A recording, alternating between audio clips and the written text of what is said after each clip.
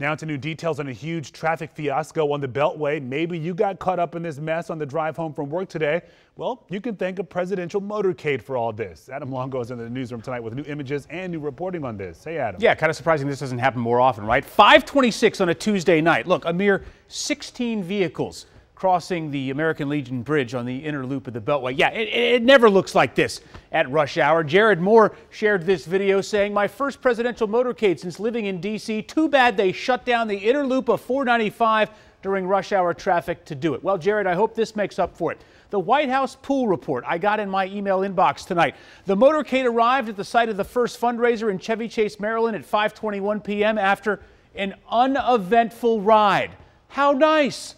Because the commute for everyone else was absolutely atrocious tonight. Check out this tweet from Sweet Bobby. Biden's rush hour motorcade today might turn D.C. into a swing district in the next election. I mean, look at this map. The GW Parkway closed. The inner loop of the Beltway from Georgetown Pike all the way to Connecticut Avenue in Montgomery County closed. The 270 spur west and east. The apocalypse. Traffic was backed up for 5.5 miles in some spots. And that's where Montgomery County Council President Evan Glass found himself stuck with everyone else. He tweets that he knows he should have taken the bus.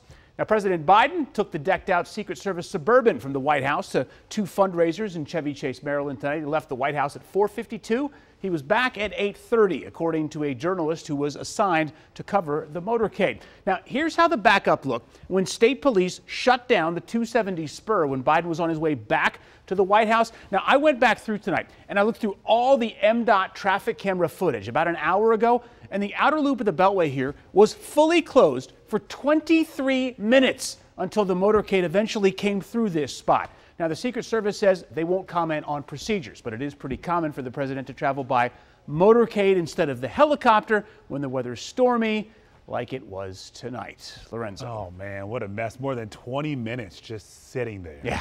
I'd love to get around this town in a motorcade, you know? Or a helicopter. We'll ease things up. Yeah, a helicopter, even better. Thank you.